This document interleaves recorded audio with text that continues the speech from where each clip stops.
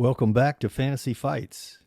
This time we got Joe Louis going up against the legendary Larry Holmes. Two generational fighters. Should be a classic. Scores with combinations of left stance, one straight up. Norton is about to drop. Norton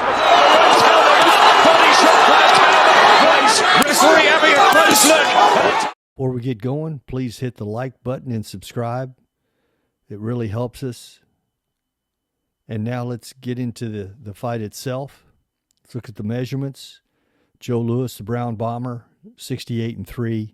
Both of them had incredible careers, very long. Both of them came out of retirement, had some success out of retirement.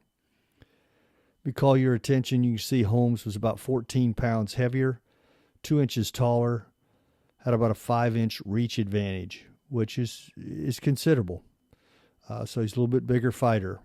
Now let's take a look at Joe Louis in action. This is a 1941 fight against Billy Conn, who probably was the closest anybody came during his prime to beating him. He was a hit on 12 rounds, and Louis ended up knocking Conn out in the 13th round. You can see Conn's movement was not very big, 175 pounds, came up from the light heavyweight division, but he did bother Louis with his movement. Louis plants those feet and just wails on people. One of the hardest hitters in heavyweight history. That's why he had such an incredible knockout record. But you can see Conn is not backing down. Of course, that's what cost him the fight. He should have backed down because he was well ahead on points. And there you can see the right hand of Louis in action. Just devastating puncher. The question against Larry Holmes, is he going to be able to get that good of shots on him? Is Holmes going to be moving, keeping his distance? Remember, Conn weighed I think he weighed a little over 180 for this fight. So Larry Holmes would weigh 30 pounds more. So a lot of size difference between Billy Conn, and there's the knockout. And here's Arturo Gatti, a 1940 fight. I believe they fought for 15 rounds. It was a very tough fight for Joe Louis. In the rematch, Louis knocked him out. Gotti's a brawler, really gave Louis a hard time, smothered him. Totally different style than Billy Conn fought him, but I'm trying to give you just an example of the fighters and the different styles and how Louis adapted. This is a 1940 fight. It's a year before the Conn fight.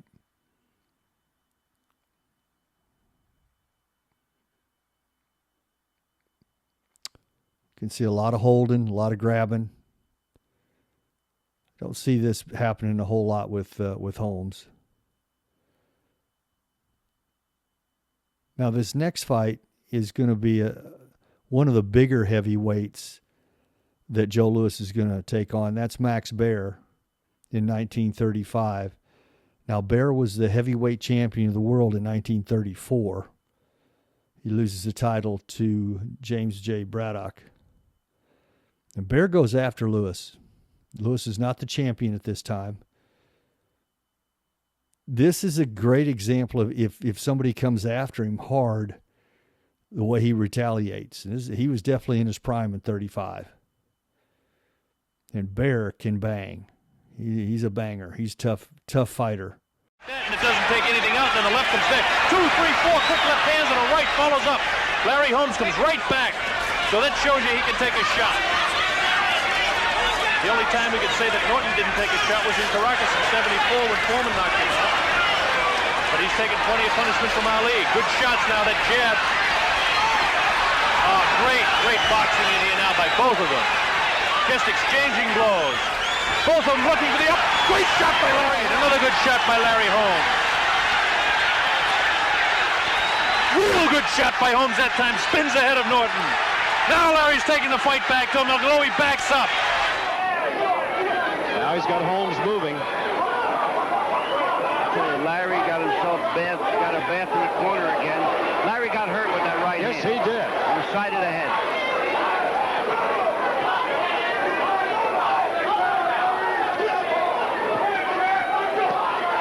Larry's hurt. Keep a look. We'll keep. Larry's hurt. Yes, he is. He's hurt. He's hurt now. We're in the ninth round. Game Holmes throwing hard, cutting his man down with that jab. The party should have started. Holmes all over him, uppercut, right, left, everything. Weaver is really being raked on the ropes, but he does not go down. He's trying to rest his hands, and Weaver is at him. Oh, we have a fight. Wait, that they're falling off. Oh, here's Holmes. Mike Davis coming back. He's got Holmes in trouble again. Holmes talks to him. And Weaver is hurt. He's got the champion. Oh, it's like Duran Palomino now.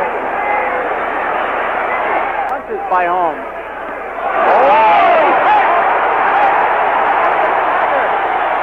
Weaver has him hurt. The round is almost over.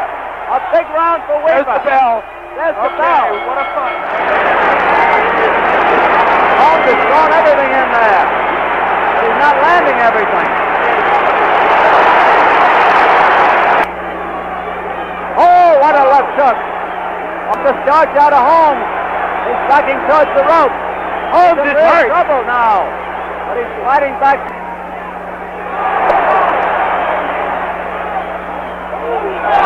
Weaver is down from the uppercut. Weaver is down from the uppercut. That must have hurt Witherspoon, too, because he covered up. Oh, no. Great right hand. Another one. Holmes in trouble. Great right hand. Larry Holmes is hurt. He's out of it. Yes, he is. He's out of it. All he's got to do. He's out of it. Larry Holmes. We have a minute and 30 to go. Larry Holmes is out of it. One more. He's going to go down. He's out of it.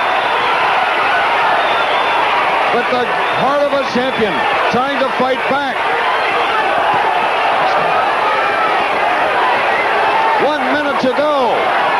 Chris, you said it so well. The mark of a champion. And believe me, there's nothing there. You need to understand that Joe Louis and Larry Holmes were two of the greatest fighters in the heavyweight history. I would say 9 out of every 10 people, if they listed their top 10 heavyweights of all time, Joe Louis and Larry Holmes would both be included. So keeping that into perspective as we go through their strengths and weaknesses.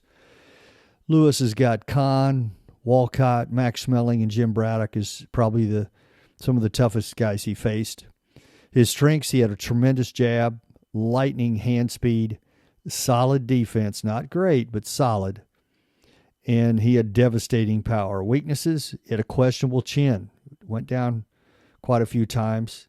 But obviously in his prime, there's only one person that knocked him out, and that was Max Schmeling before he got the title in 1936 and 1938.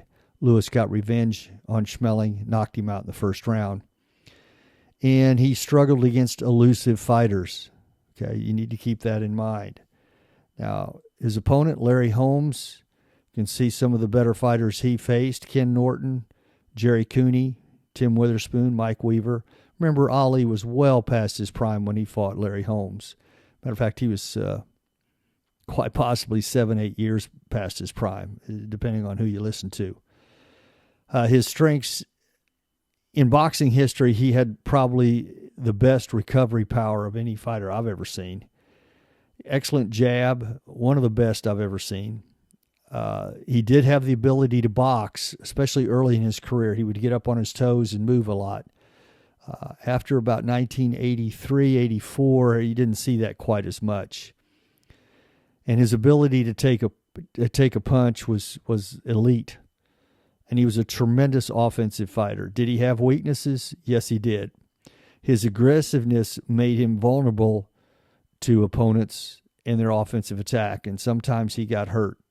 And I think you saw that in some of the videos I showed you. As always, let's look at the comparison chart. It's going to be rather interesting. Hand speed, both of them had lightning hands.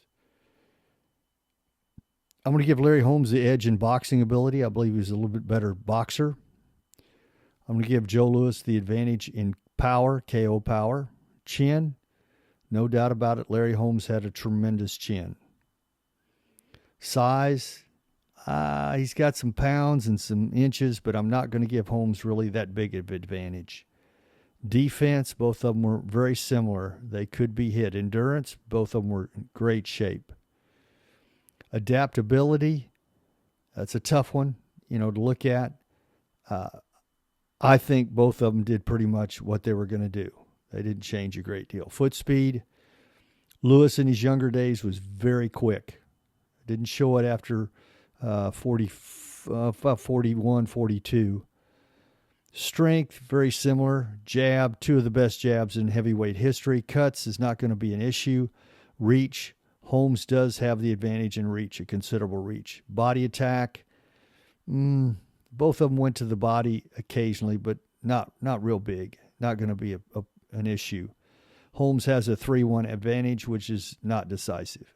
All right, now we're going to take a look at the keys to the fight. Louis has never fought a fighter with the size and speed of Holmes. Max Baer was the only comparable fighter size-wise and had nowhere near the speed and offensive skills of Holmes. Now, did he fight some big, slow fighters? Yes, he did. But they were not an athlete and fast and quick like Holmes. Can Holmes stand up to the offensive arsenal of Louis? That's one of the key questions. The jab, the speed, the power, and the killer instinct that Joe Louis possessed. Will Holmes decide to slug it out with Joe Louis, as he did with Ken Norton and Witherspoon, which could be a mistake in this fight? Can Louis attack Holmes and get through the jab and speed of Holmes? I see Holmes controlling the fight early in the fight results with his speed and jab. Holmes has the superior boxing skills.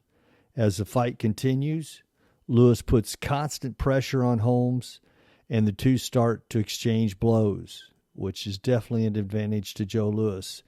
In the 9th round, after several exchanges, Holmes is hurt, almost goes down. Holmes turns things around in the last 2 rounds and has an advantage. Louis survives to the end of the 12th round, with Holmes taking a 7-4-1 decision. Explaining the results, this is how I came to my conclusion.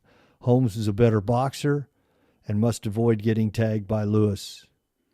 Because of the generation that Louis fought in, he never faced a boxing specimen like Holmes. Holmes' size, speed, all these things would give Louis a great deal of trouble throughout the fight. Having said that, Holmes had a lot of trouble with Witherspoon and Norton. Louis had a very questionable chin. Holmes had one of the most durable chins in boxing history. In the end, I feel that might be the difference. Well, there you have it. I hope you enjoyed it. Please let me know what you think in the comments. And above all, please subscribe. Thanks for watching.